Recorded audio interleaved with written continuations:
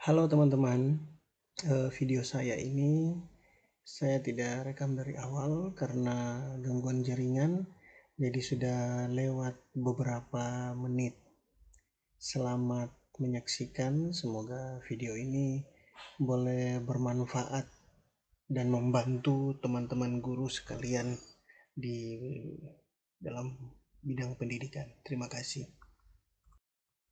Oke teman-teman, sebelum kita lanjut, teman-teman jangan lupa klik tombol subscribe dan tanda lonceng untuk membantu pengembangan dari channel ini. Terima kasih teman-teman. Lebih efektif dan lebih efisien. Jadi sekali lagi ada asesmen nasional, Bapak Ibu memperoleh informasi, dari informasi tersebut Bapak Ibu mencoba untuk melakukan strategi pembelajaran sehingga kualitasnya meningkat, yang pada akhirnya hasil belajar siswa-siswa juga akan meningkat. Dan di sini kami di asesmen nasional mencoba membuat skenario lintasan hasil belajar. Bagaimana Indonesia semua dengan strategi adaptive testing yang tadi disebutkan oleh Ibu Kapus, di mana kalau menjawab benar akan diberikan soal yang lebih kompleks, kalau menjawab salah justru sebaiknya akan diberikan soal yang lebih sederhana. Sebenarnya kami sedang mengakses lintasan hasil belajar kepada anak-anak kita. Apakah ini contohnya Bapak Ibu?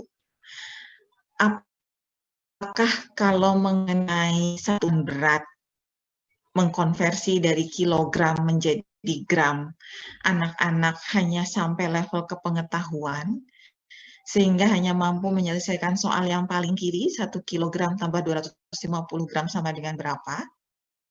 Atau siswa-siswi kita sudah mampu melakukan penerapan sederhana, 5 kantung gula, setiap kantung berisi 250 gram, berat di seluruh gula di 5 kantung adalah, atau sudah mampu menerapkan.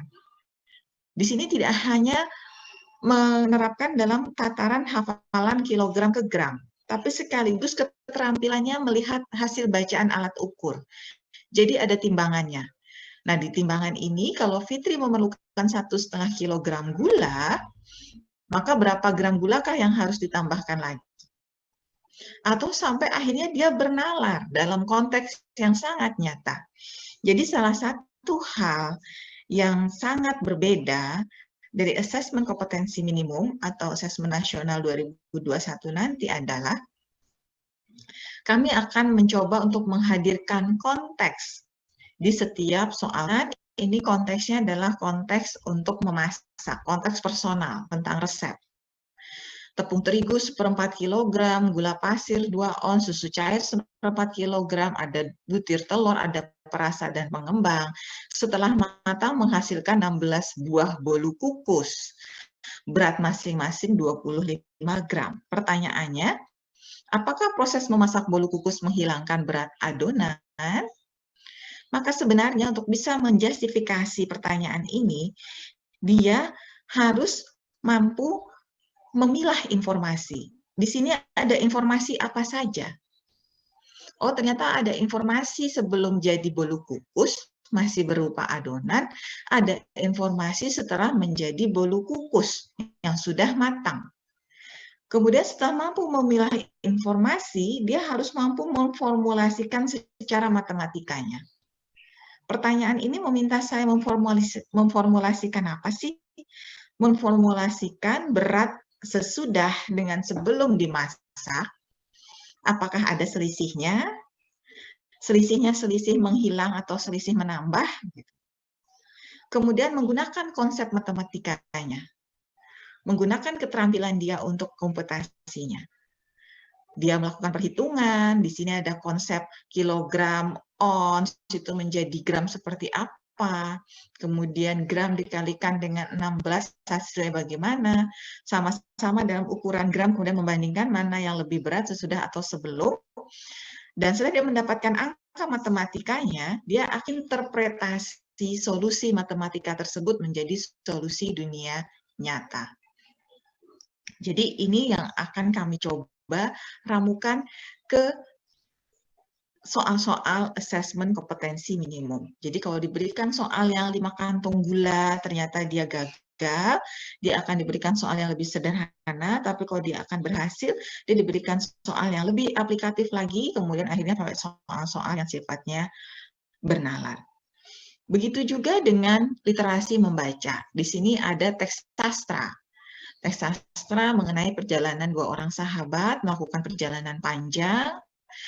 Kemudian ketika perjalanan mereka ketika bertengkar itu salah seorang sahabat menampar. Dan yang ditampar menuliskan di atas hamparan pasir berbunyi, "Hari ini teman baikku menamparku."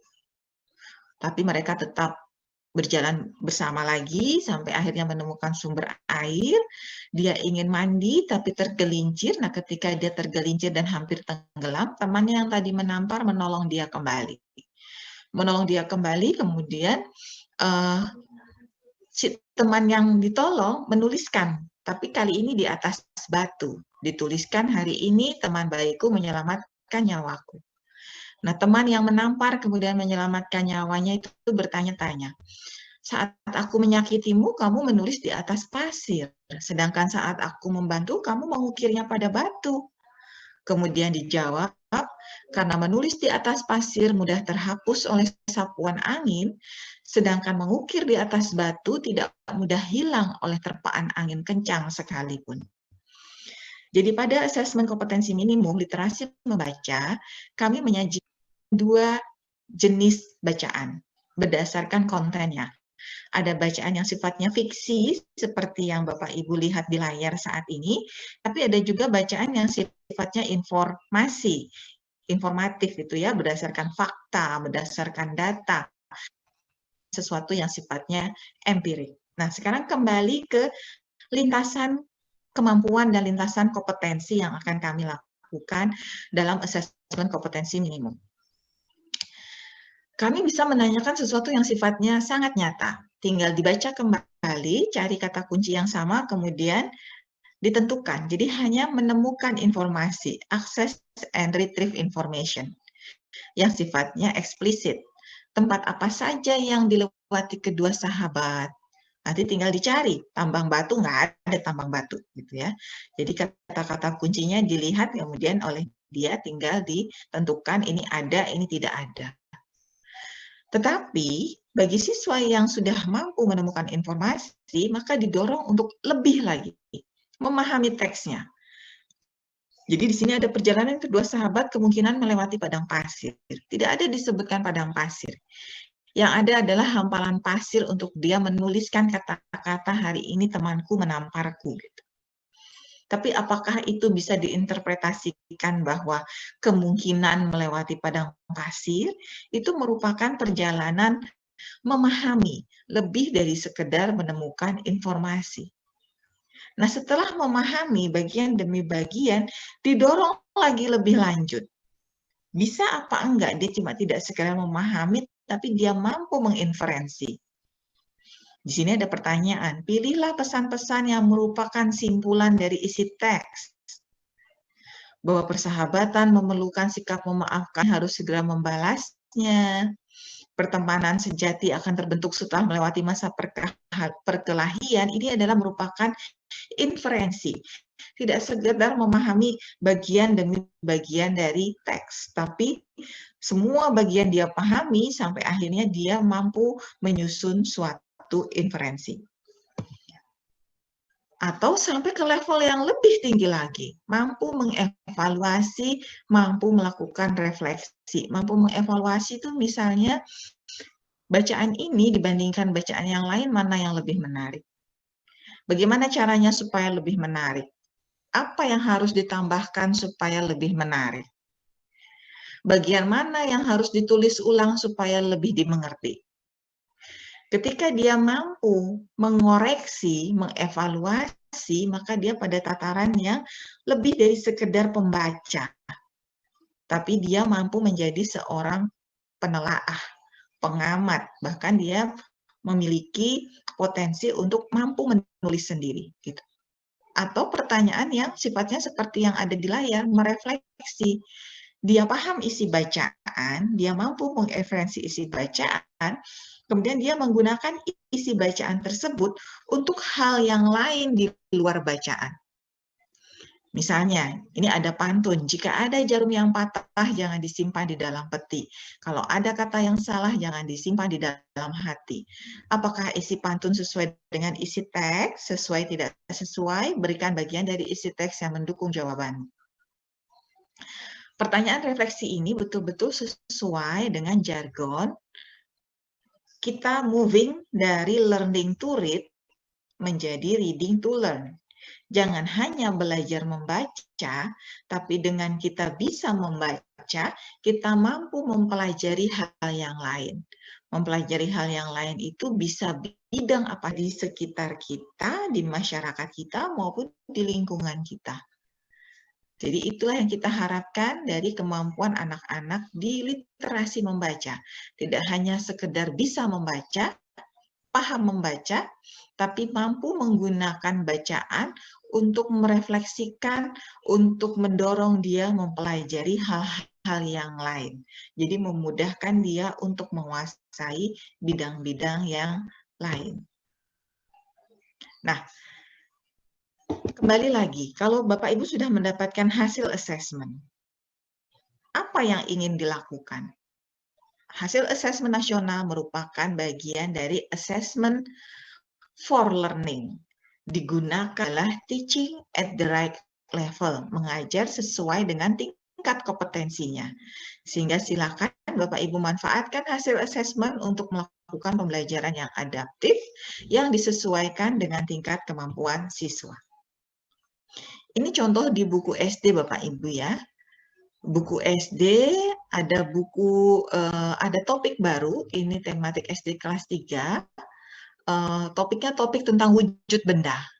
Ada bacaan, kemudian setelah itu ada tugas, amatilah gambar di bawah ini, lingkarilah yang bukan termasuk benda. Lingkarilah yang bukan termasuk benda. Ini juga aneh, ini dari buku teks ini, saya tidak mengedit sama sekali ya. Ada panas api unggun, minyak goreng, cahaya lampu, ember, es, kemudian balon. Kemudian di sini benda dikelompokkan ke dalam 3 wujud, benda padat, benda cair, dan benda gas. Tas, buku, dan pensil padat. Minyak dan air cair, gas hidrogen dalam balon berwujud gas.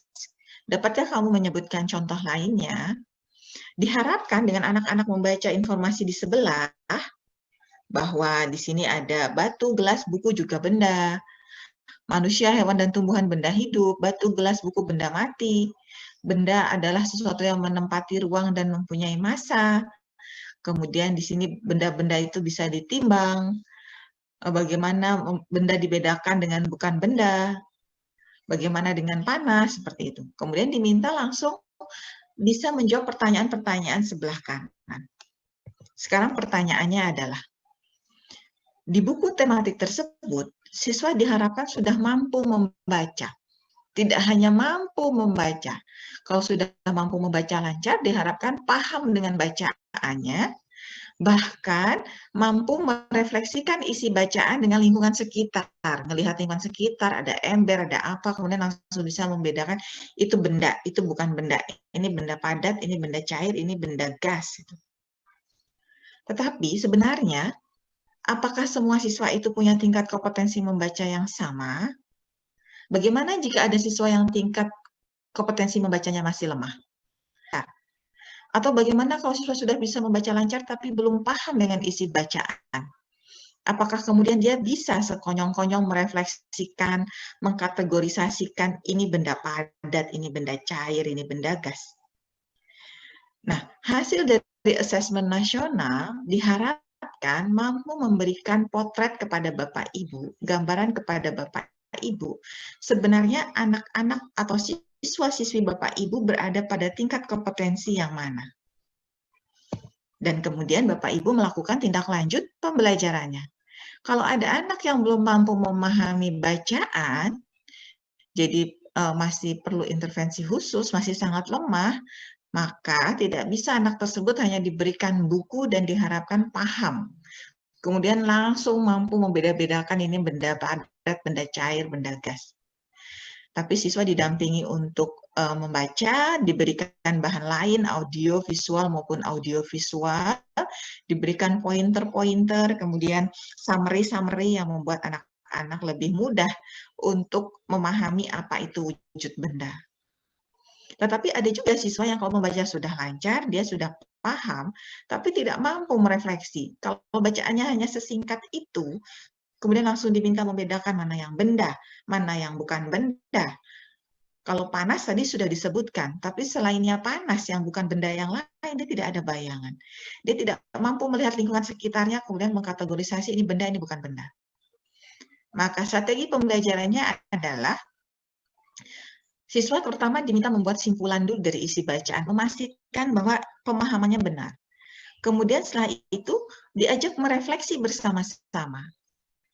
Memberikan contoh-contoh benda di sekitar, kategorisasi wujudnya, tidak hanya sekedar benda ini kategori apa, tapi coba bagaimana merasakan bahwa ini benda padat, bagaimana cirinya, bagaimana perubahannya.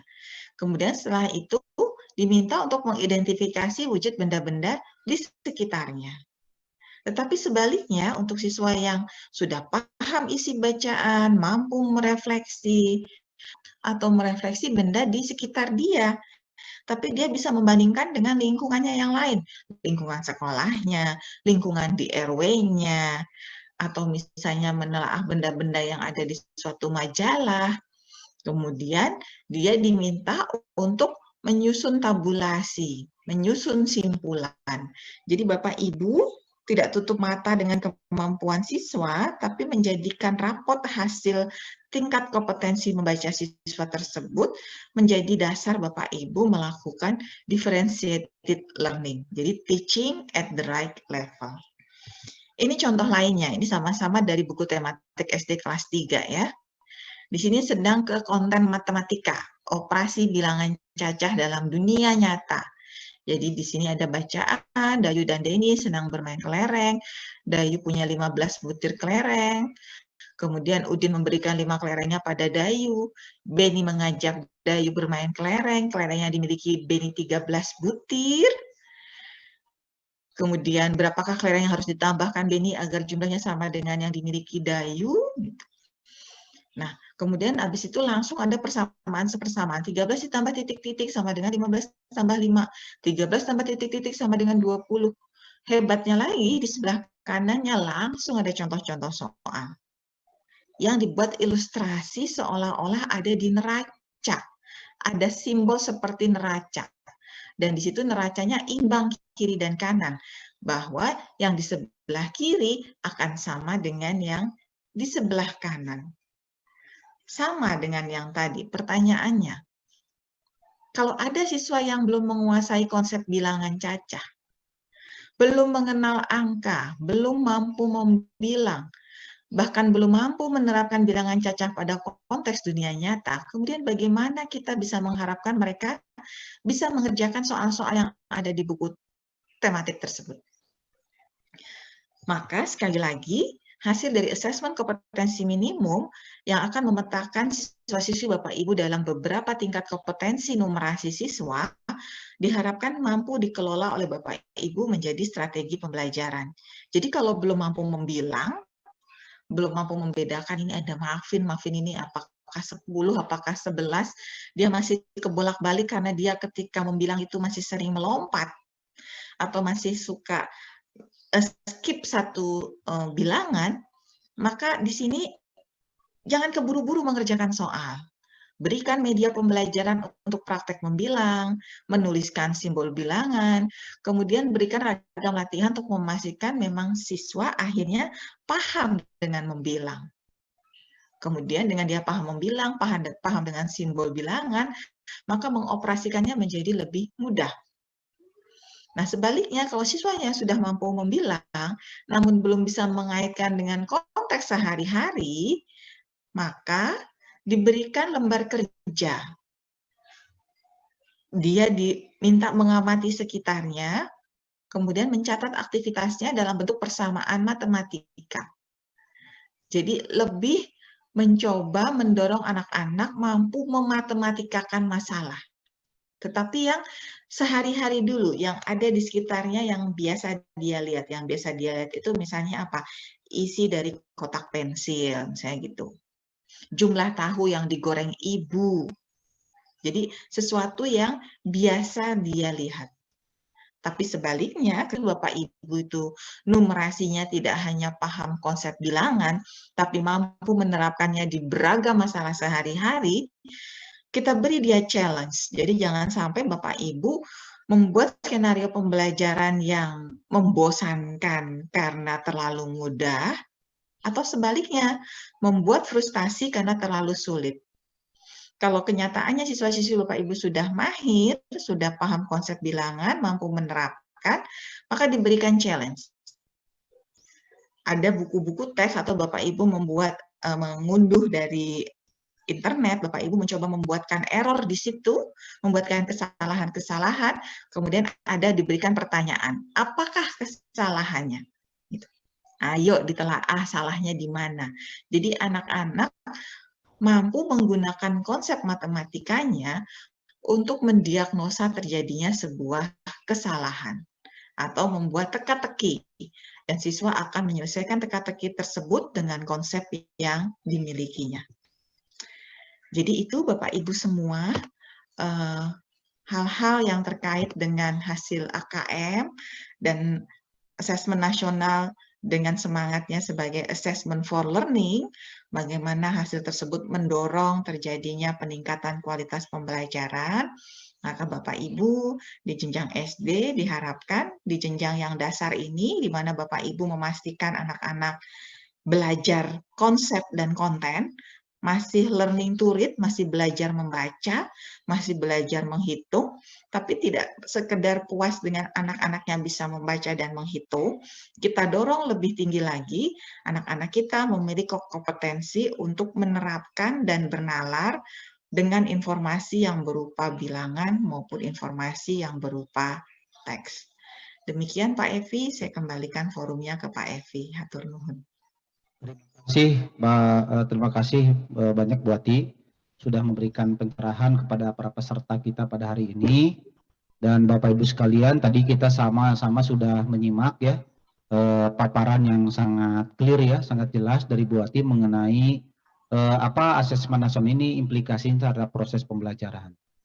Jadi diawali dengan penjelasan tadi Bu Ati bahwa fungsi asesmen itu ada 3 ya Bapak dan Ibu.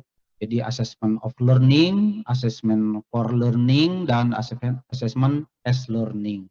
Nah, barangkali kita masih terfokus kepada assessment of learning saja selama ini.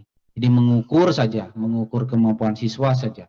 Tetapi paradigma ini coba sedikit demi sedikit, tadi disampaikan Bu Ati, kita geser sedikit lebih expand lagi kepada assessment for learning, sehingga ada dampaknya bagi perbaikan pembelajaran.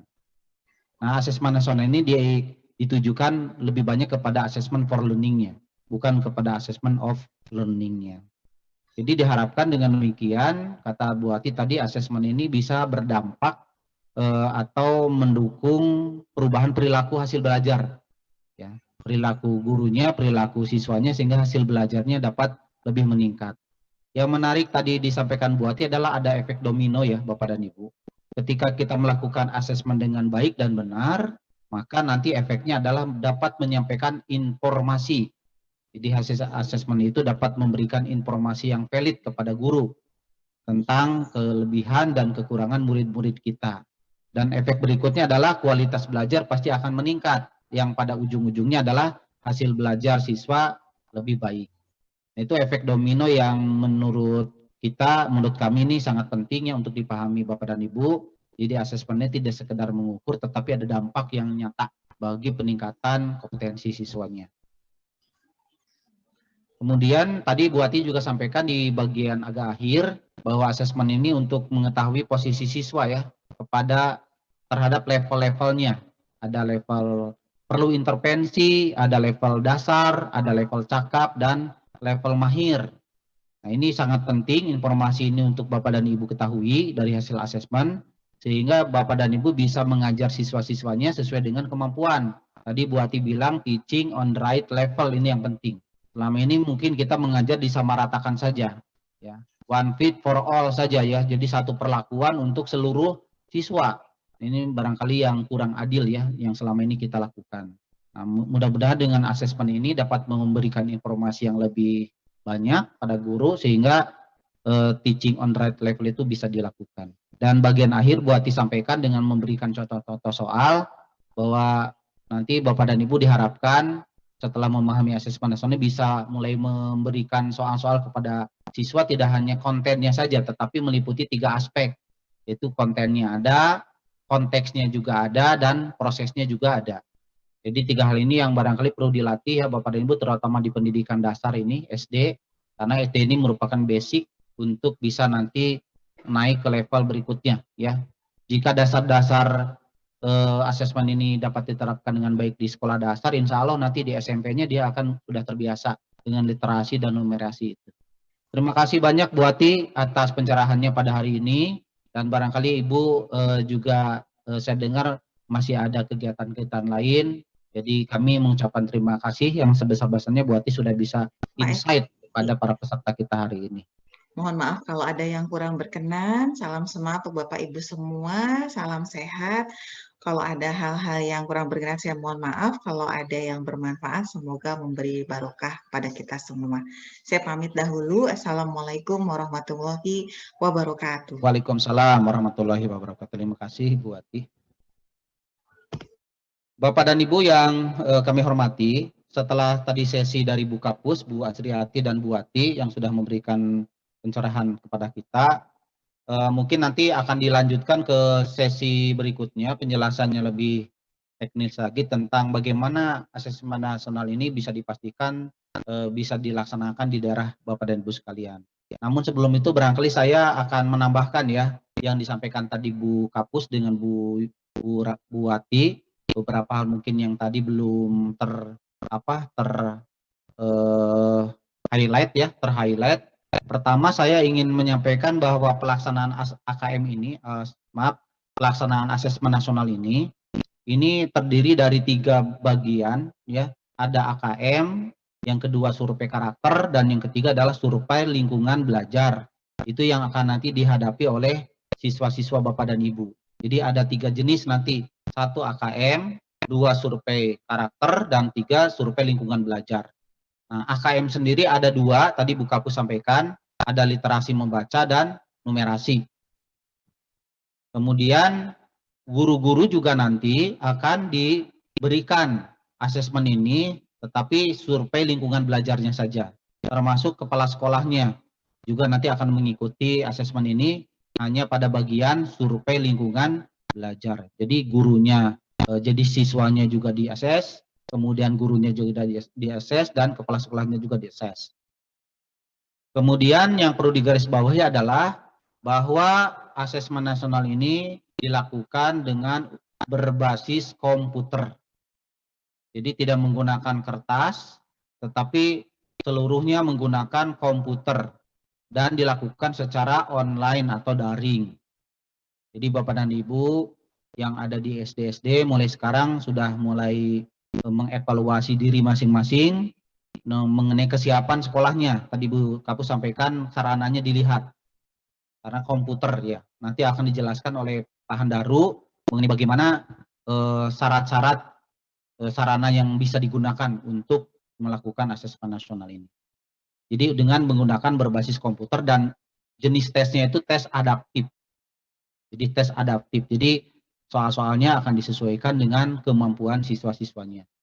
Jadi kalau Bapak dan Ibu nanti siswanya diberikan asesmen, jadi pertama diberikan soal mungkin hampir sama, kemudian ketika siswa menjawab dengan banyak yang benar, maka akan diberikan pada tahap berikutnya soal-soal yang lebih sulit. Tetapi ketika jawaban soal dari siswanya itu banyak yang kurang tepat atau salah, maka nanti pada tahap berikutnya akan mendapatkan soal-soal yang lebih mudah. Itu kira-kira gambaran mudahnya tentang tes adaptif. Sehingga dipastikan bahwa setiap orang akan memperoleh butir soal yang berbeda-beda. Kemudian yang berikutnya peserta ya. Peserta asesmen nasional ini adalah seluruh satuan pendidikan. Baik SD, madrasah, ibtidaiyah, SMP MTS, SMA MA, dan SMK sederajat. Ini seluruh satuan pendidikan dijadikan pesertanya, seluruh satuan pendidikannya. Tetapi siswanya dipilih, tidak seluruh siswa mengikuti.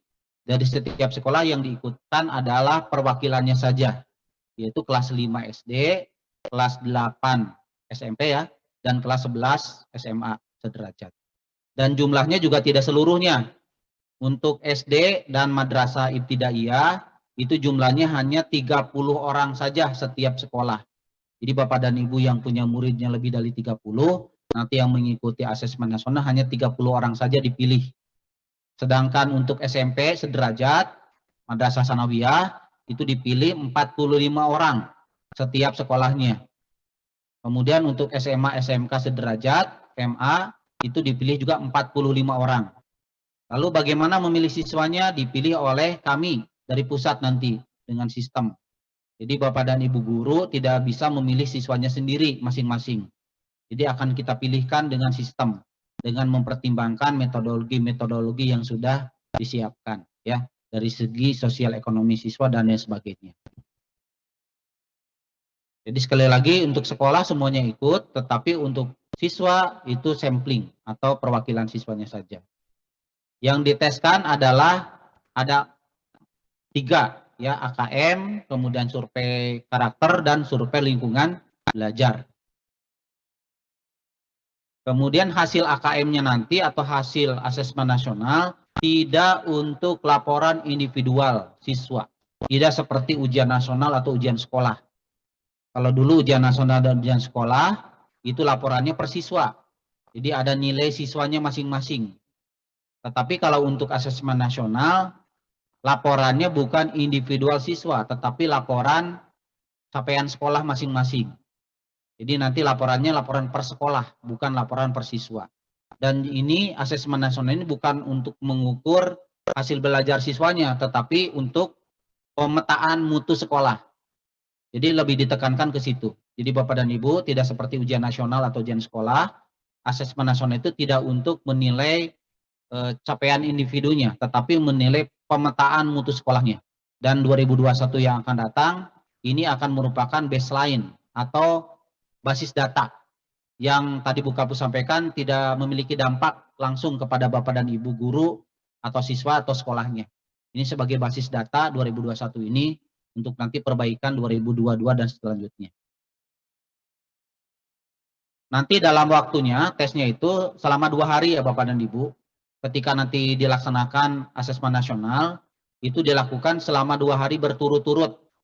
Jadi pesertanya, siswanya akan mengikuti 2 hari. Jadi hari pertama nanti dia akan mengikuti literasi, membaca, dan survei karakter. Itu hari pertama. Kemudian hari kedua nanti siswa akan mengikuti asesmen numerasi dan survei lingkungan belajar.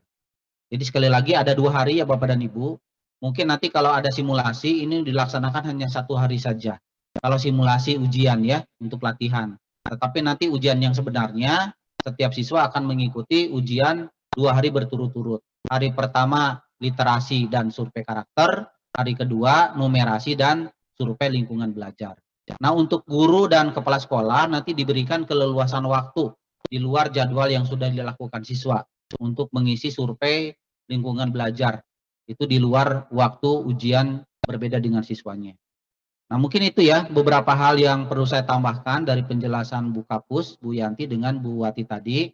Mudah-mudahan teman-teman yang baru pertama kali mengikuti sosialisasi dan pelatihan ini merupakan informasi awal yang penting buat teman-teman bekal dibawa ke sekolahnya masing-masing untuk disampaikan ke guru-guru atau teman sejawat lainnya. Ini karena teman-teman ini mewakili KKG, artinya teman-teman punya tanggung jawab moral untuk bisa men-share, mendiseminasikan informasi kepada teman-teman sejawat di KKG, anggota KKG lainnya atau sekolah-sekolah lainnya. Nah barangkali itu ya yang perlu saya tambahkan.